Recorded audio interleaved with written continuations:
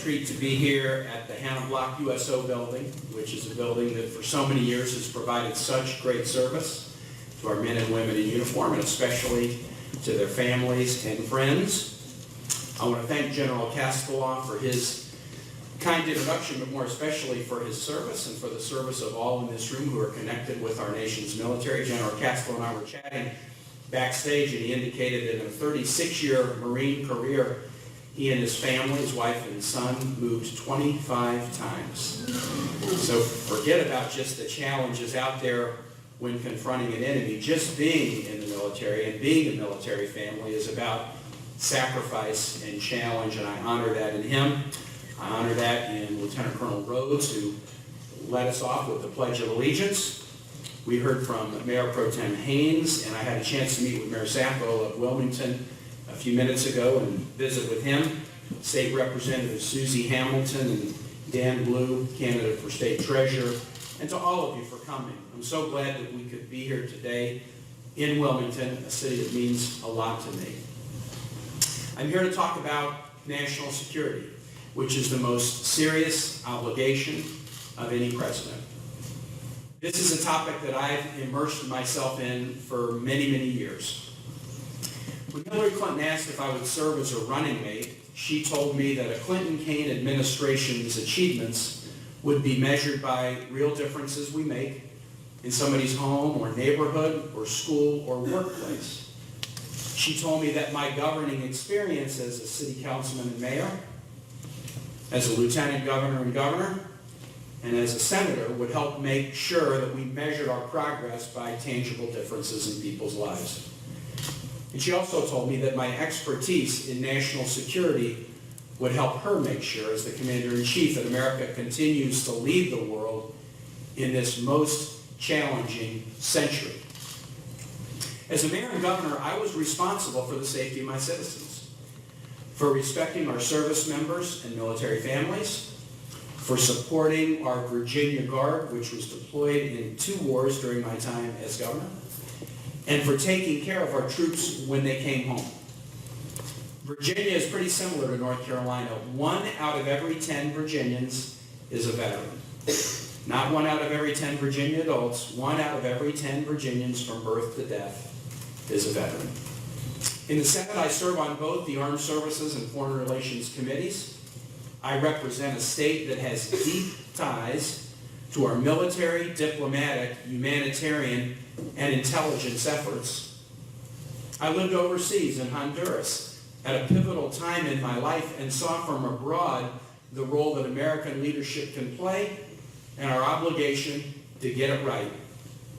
And now my oldest son, a proud Marine who's based nearby at Camp Lejeune, is deployed overseas for the 2nd time.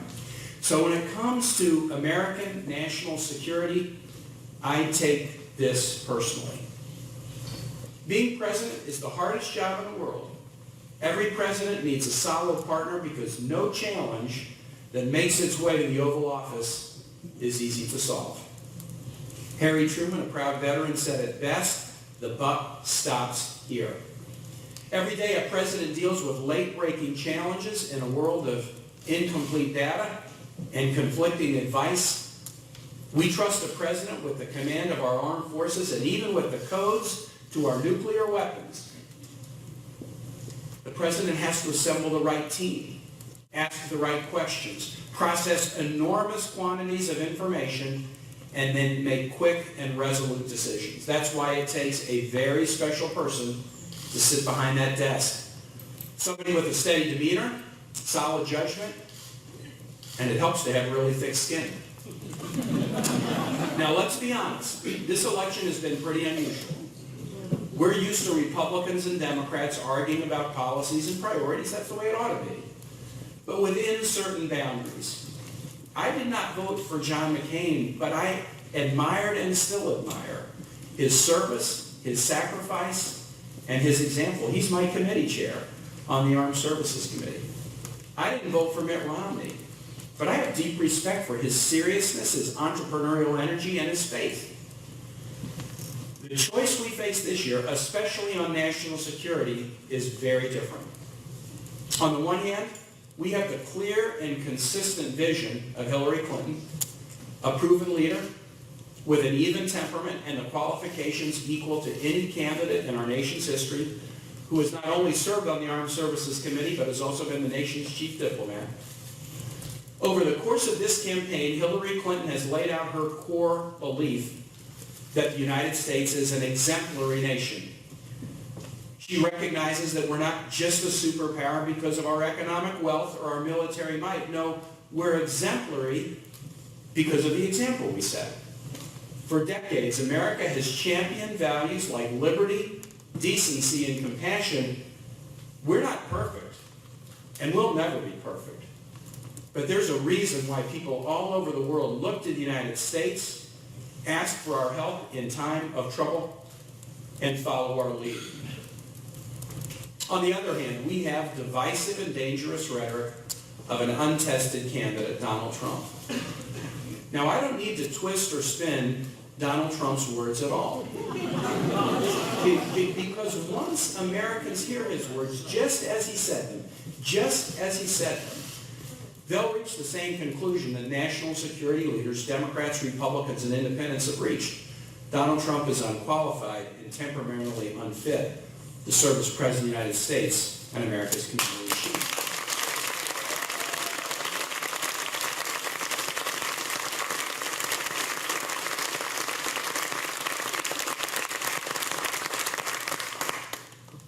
Donald Trump trash talks our own military and those who sacrifice for it, including John McCain, an American hero and POW. He picked a fight with a Virginia Gold Star family whose son died saving his fellow soldiers. He has a bizarre fascination with strong men and authoritarian leaders in countries that are no allies of the United States. And with respect to our allies, he would toss alliances aside and says he wants to, quote, take everything back from the world that we've given to them. Trump has offered empty promises and divisive rhetoric. Under his leadership, we would be unrecognizable to the rest of the world, and we would be far less safe.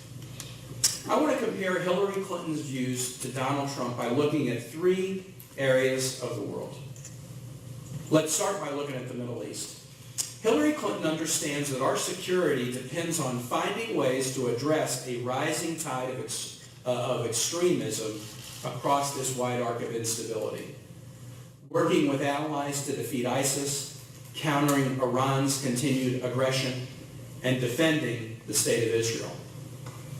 In a region that's fraught with challenges, there's no substitute for building strong relationships. That's why I've helped lead congressional delegations to Turkey, Kuwait, Jordan, Lebanon, Egypt, Iraq, the UAE, Qatar, Saudi Arabia, and Israel. During 3 trips to Turkey, I've met with government officials, U.S. troops, civil society, and religious groups to talk about the threats posed by ISIS. We visited a city not far from the Syrian border, ISIS-controlled territory, and met with Syrian refugees. And over the course of 5 trips to Israel, I've discussed everything from missile defense to human rights to economic cooperation. Now, meetings and experiences like these on the ground and in the room give you essential knowledge about the people and places that impact the safety of America. Hillary has that. She's been sitting across those tables for years. And Hillary's on a first-name basis with virtually every head of state in the region. That's one reason she was able to facilitate a ceasefire in Gaza between Israel and Hamas and twist enough arms to put sanctions in place on Iran, leading then to a diplomatic breakthrough on Iran's nuclear program. And it's how she's put forward a serious plans to defeat ISIS, enforce the Iranian nuclear agreement, and ensure that Israel's future as a democratic and Jewish state is secure. Donald Trump doesn't have credible plans for these challenges. Apparently, he doesn't have a lot of use for real-world experiences, or he says most of his knowledge comes from reality TV. He says he, quotes, gets his insight from, quote, the shows on cable news. He may claim to know it all, but on Middle East policy, he's been all over the map. There's only one thing that's consistent: how dangerous his ideas and rhetoric really are.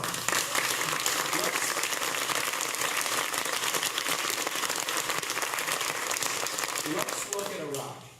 In Trump's first campaign speech, he claimed that he'd had the foresight to say, quote, "Don't hit Iraq because you're going to completely destabilize the Middle East." That's what he said. He said back in 2001, 2002. It's one of the main rationales for his candidacy, and it's completely made up. Donald Trump was clearly in favor of the war in Iraq. In 2000, well before the invasion, he said, quote, "If we decide against a strike against Iraq is necessary, it's madness not to carry the mission to its conclusion." In 2002, Trump told national security expert Howard Stern that he was still in favor of going into Iraq. In 2003, he said that the war looked like it had been, quote, "a tremendous success." And in 2004, given the information that President Bush had, he might have made the same decision to invade. Now, these days, he rails against the decisions to pull troops out of Iraq, a decision set in motion by the Bush administration, claiming that that decision led to the creation of ISIS. But folks, here's the problem. In 2006, Trump said we weren't pulling our troops out of Iraq fast enough. He said we should, quote, "get out of Iraq as quickly as possible." There's no escaping these facts. Donald Trump has misled the American people over and over about his position on Iraq. He was for invading Iraq, and then he decided he wasn't. He was for leaving Iraq, and then he decided he wasn't. He says whatever he feels like at any given time, because you can do that when you're a TV star. But you can't do that when you're the President of the United States.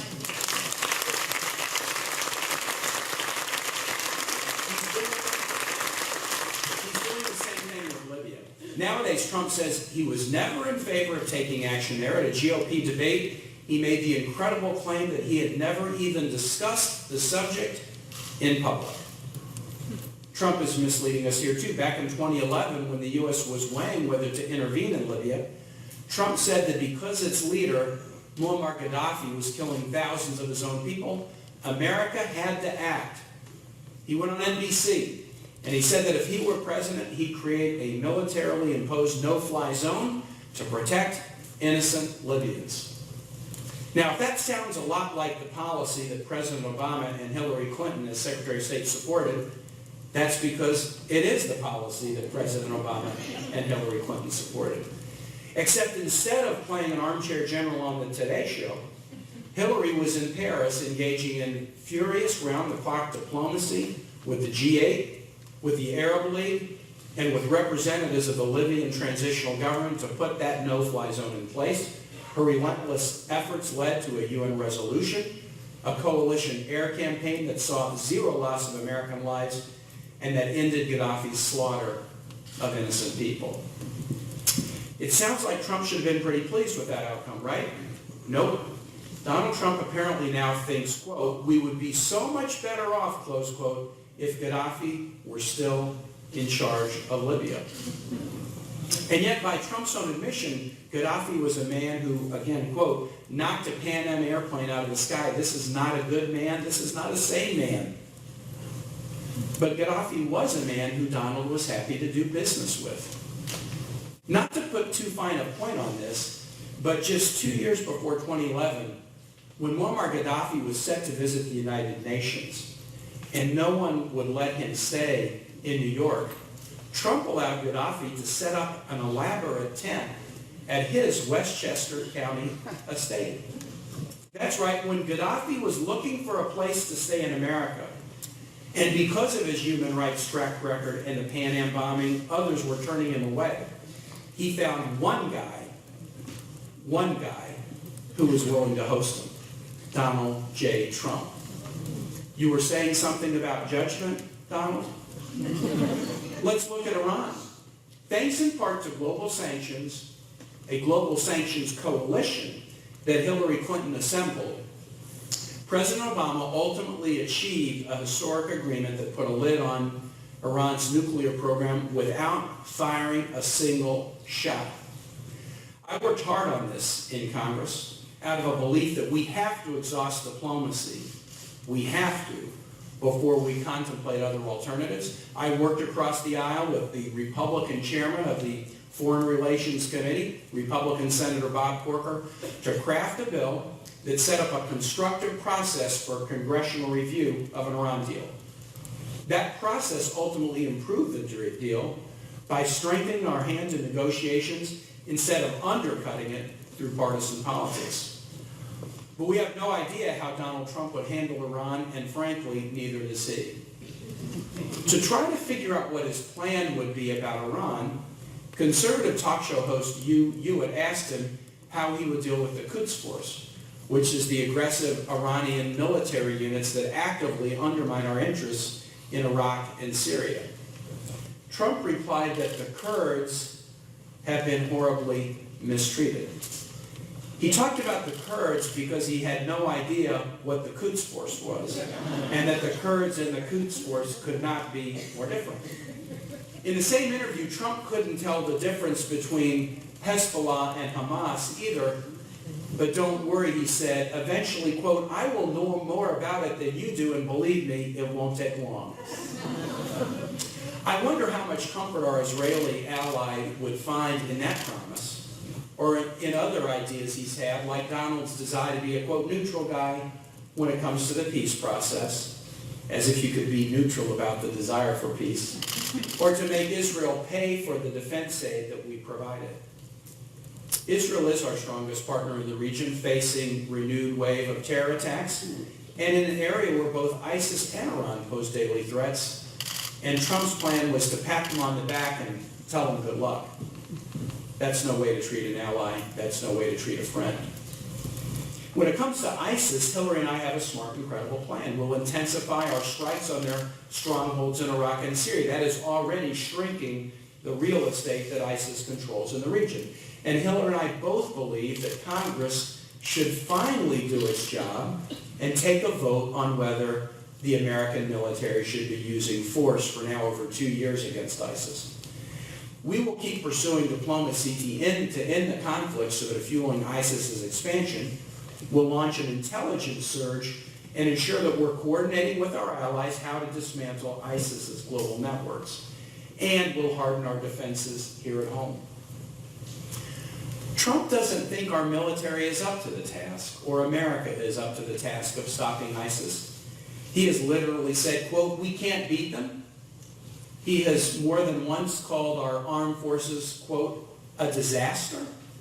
He says that the armed forces of the United States are, quote, in shambles, that they're, quote, going to hell. I don't know how anybody who's met with our men and women in uniform could think that, much less say it.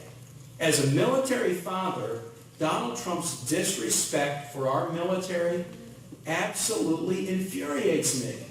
And when I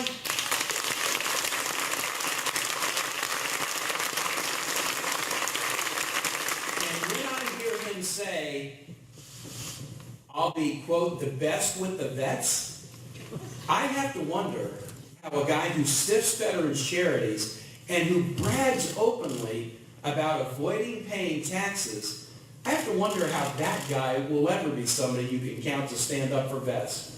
Trump says he knows more, quote, than the generals do. Knows more than the generals do. Though I bet most of the generals knew that ISIS is led by Abu Bakr al-Baghdadi. In more than one interview, Donald wasn't up to speed on that important fact. A sad fact is groups like ISIS are actually kind of rooting for Trump. A recent article in Foreign Affairs actually interviewed a number of jihadists, and many of them are hoping for Trump to succeed in the campaign. They've even put out recruitment videos featuring him, since Donald Trump's talk of this un-American banning of all Muslims plays right into their hands for propaganda purposes.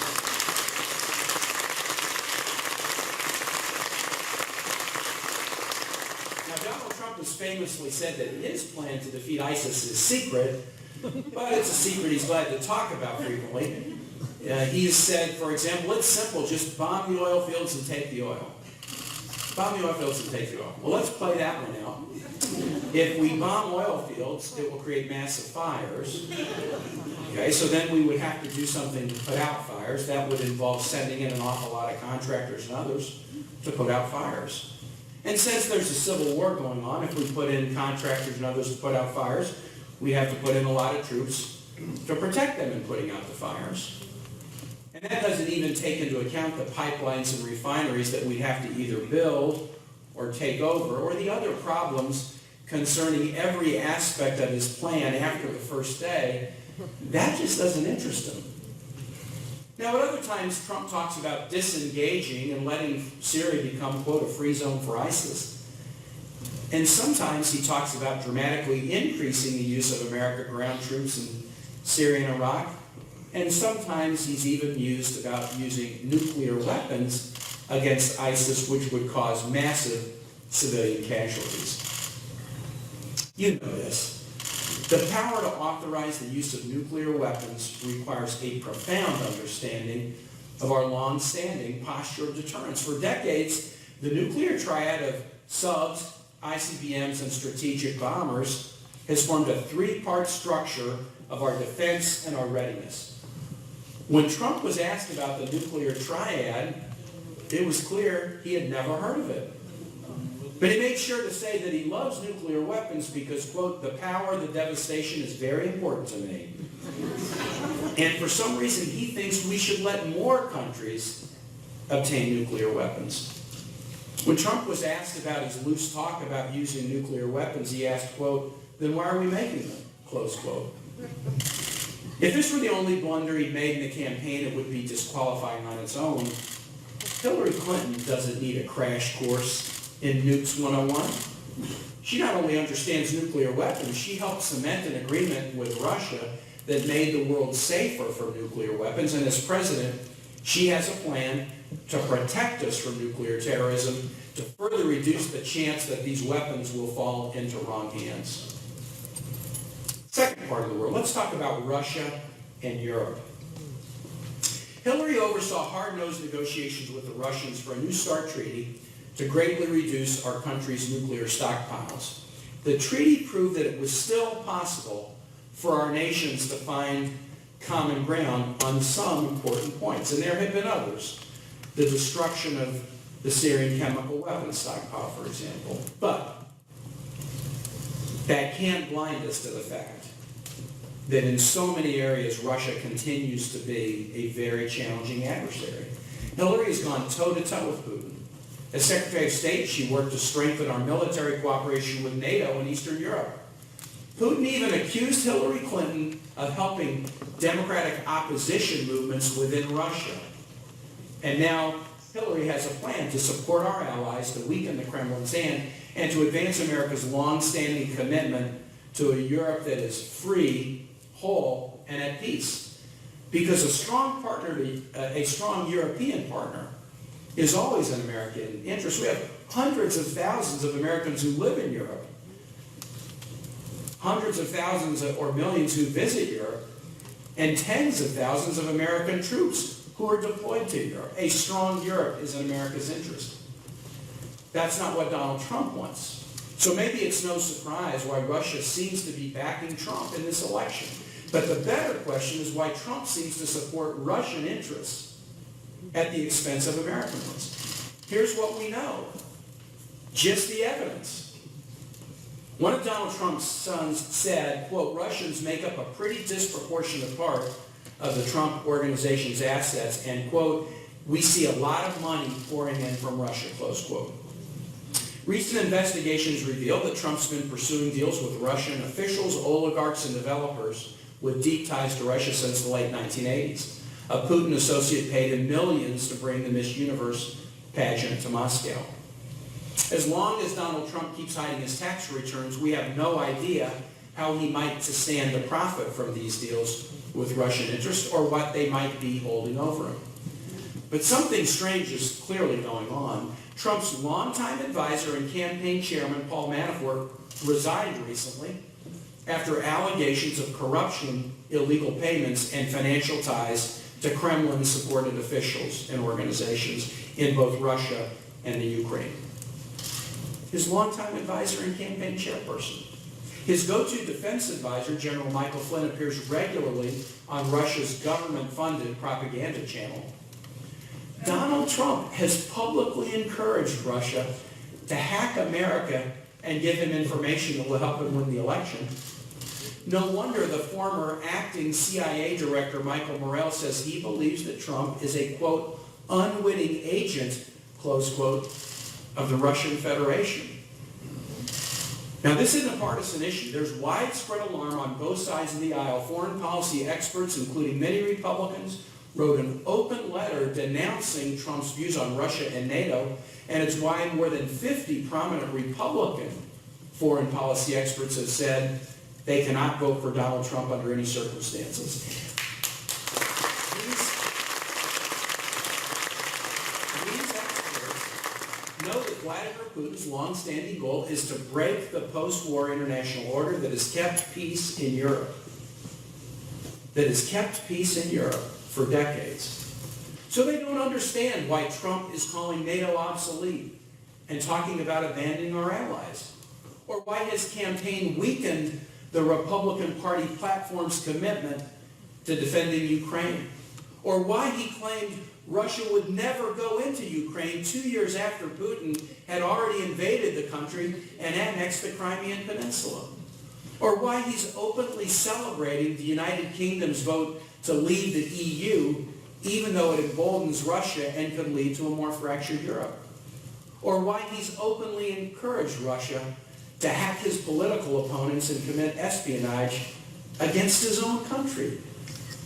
Each one of these positions stands in stark opposition to decades of American national security goals, but they match up perfectly with Vladimir Putin's wish list. It has to make you wonder. Hillary Clinton has proven she can work with Putin if it's in America's interest, but she's ready to stand up to him too when he is taking steps that are against our interests. And she'll make sure that our allies across Europe and around the world never have to wonder about whether America will honor our longstanding commitments. When she's president, we'll have their backs because we need them to have ours.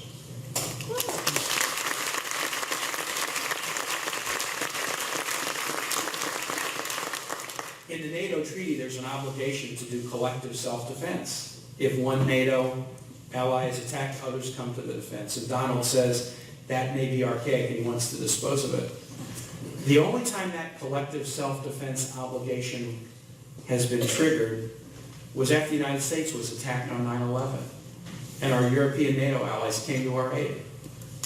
So what does it say to NATO allies that a presidential candidate is saying, well, now it may be time for us to tear up that defense obligation? Finally, let's take a look at a third part of the world, Latin America. As Hillary has said, we look east and west, but too often we forget to look south, even though our own hemisphere is so critical to our security and prosperity. A Clinton-Kaine administration would engage with the flourishing democracies in Latin America, not wall ourselves off. We've got to work with our neighbors to address issues like drug trafficking, crime, and poverty. We need strong, principled American leadership, because if we don't step up, others will. And if we do step up, our partnerships in this hemisphere can be a powerful advantage to us at home and in the world, not only in national security, but economically as well. I have a special connection to Latin America. I worked with Jesuit missionaries in El Progreso, Honduras 35 years ago.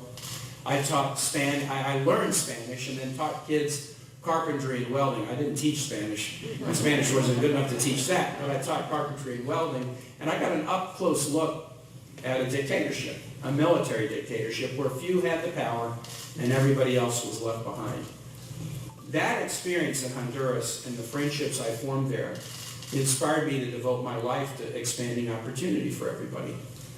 Last year I returned to the region. This time as a U.S. Senator, I worked with leaders and lawmakers to strengthen the economic and security ties between our nations. In Colombia, I met with President Santos to discuss the Colombia-FARC peace talks, which recently resulted in a historic peace deal just within the last month. And in Honduras, I met with President Hernandez to discuss security issues like how to combat gang violence so the young people don't need to flee their country to come to the United States just to be safe. Now, these weren't quick drop-bys or photo ops. These were real, substantive working meetings with heads of state. And when we had disagreements, we weren't afraid to air them.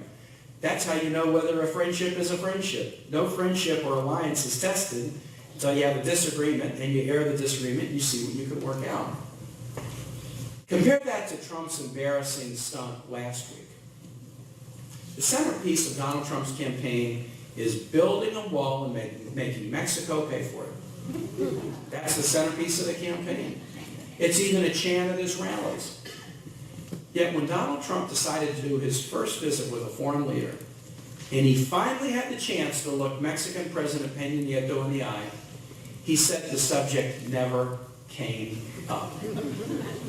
In other words, on the central issue of his campaign, when he had the chance to bring it up, he choked. Turns out Donald Trump isn't such a great negotiator after all. And then he was too embarrassed to admit it. After the meeting, Trump said, well, they didn't discuss payment for the wall, but President Peña Nieto tweeted, the first thing I told Trump was that Mexico's not paying for any wall. So,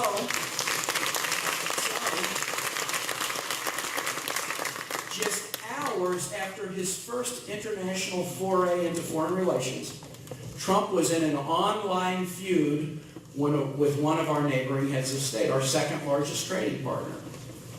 Man, if you're going to get into a feud with an ally, how about dealing with an adversary? I guess we should be glad it was only a Twitter war, because in a few months, Donald Trump could have control of the armed forces. Hillary's described Donald as somebody you can bait with a tweet. Well, guess what? It was reported that Trump saw what President Peña Nieto said, and that Trump then said, quote, I can't let that tweet go unanswered. And so he rewrote his integration speech that he was giving later that night in Phoenix to be even harsher. Baited with a tweet. And that same evening, Donald Trump detailed his plans to deport 16 million people, 11 million who are here without documents, and 5 million people who are American citizens who he says he wants to strip their birthright citizenship because they were born to parents without documents. Every single one of them would be subject to deportation. In the opening paragraph of his speech, they'll all be gone. They'll all be gone. And he repeated the same litany of offensive stereotypes about immigrants, stereotypes that were perpetrated about Irish immigrants, Italian immigrants, Jewish immigrants from Central and Eastern Europe. You could have taken that speech and plugged in different nationalities and run it at pretty much any time in our history, and it would have been sadly familiar. Immigrants who he treats as a convenient scapegoat for problems that he doesn't know how to solve. Well, Hillary and I have a plan for a comprehensive immigration reform, a reform that respects our status as a nation of immigrants and also respects our status as a nation of law. It would include a challenging path to citizenship, helping employers figure out the bona fides of their employees, border security, protection for dreamers, a comprehensive immigration reform proposal that is supported by the American public and that has also already drawn bipartisan support for its major pillars in the Senate. In our first 100 days in office, we're not going to be about becoming a deportation nation. We're going to be sending a proposal to Congress that will keep families together and that will let America be what it's always been, a place where people from all over the world can bring their talents, ideas, and skills and energy, start new businesses, pursue their dreams, and make our country stronger.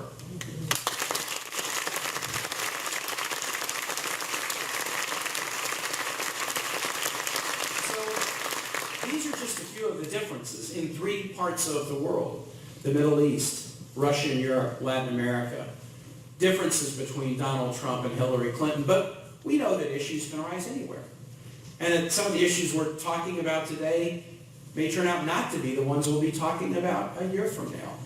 And so maybe the most important thing to know, the most important thing to understand about Hillary Clinton and Donald Trump is how they make decisions. Hillary is a strategic thinker who pulls together a top-notch team. challenges them with tough questions, and then makes a firm decision. I know this because I've seen her do it. My colleagues on the Senate Armed Services Committee, even Republicans, talk about what a great teammate Hillary was as a committee member, what a great colleague, doing the homework, mastering the details, getting into the weeds to get it right, working hard for military families, to increase survivor benefits, to make sure that TRICARE was available. That's Hillary Clinton. And I think we can agree that on the toughest issues, the quality of the team you put together is one of the most important guarantors of the decisions that you make. Donald Trump is different. He doesn't just think he knows more than our generals, he thinks he knows more than everyone. He's told the American public, quote, "I alone can fix it." And he's even had the hubris to say that his principal advisor is himself. So here's my conclusion. Like every one of the families of the 2 million men and women who serve in our military, whether active duty, guard, or reserve, I want a president and commander-in-chief who knows the world, knows its leaders, knows the strength of our military, knows how to conduct diplomacy, and knows how to make a decision to keep America safe.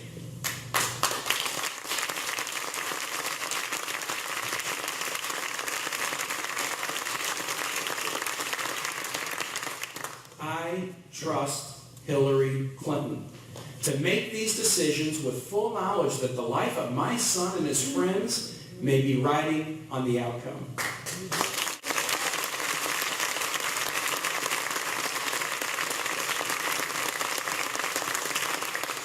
And the prospect of the emotionally volatile, fact-challenged, self-obsessed, and inexperienced Donald Trump as commander-in-chief scares me to death.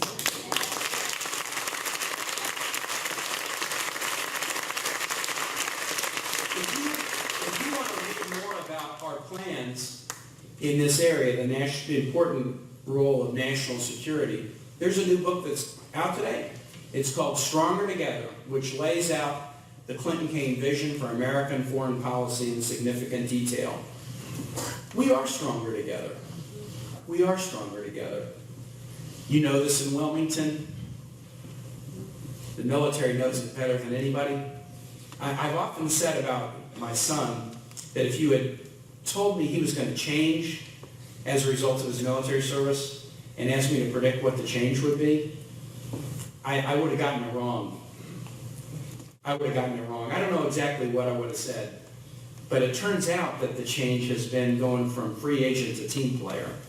That's what the military, that's what the Marines has taught us, has taught him. And it's proof of that proposition. We're stronger together. Donald Trump doesn't understand that. And at this point in his life, we'd be unrealistic to think that he will. And that's why I'm so proud to be on this ticket with Hillary Clinton. She'll be a commander-in-chief with a cool head, a steady hand, an open mind. I trust Hillary to put together an A-plus team, to ask tough questions and make the right decisions under pressure. I trust Hillary to lead with the consistent principles that have always been our nation's trademark. I trust Hillary with the lives of our men and women in uniform. And with Hillary Clinton in the White House, the rest of the world will never forget why they've always looked up to the United States of America. Thank you so much for coming today.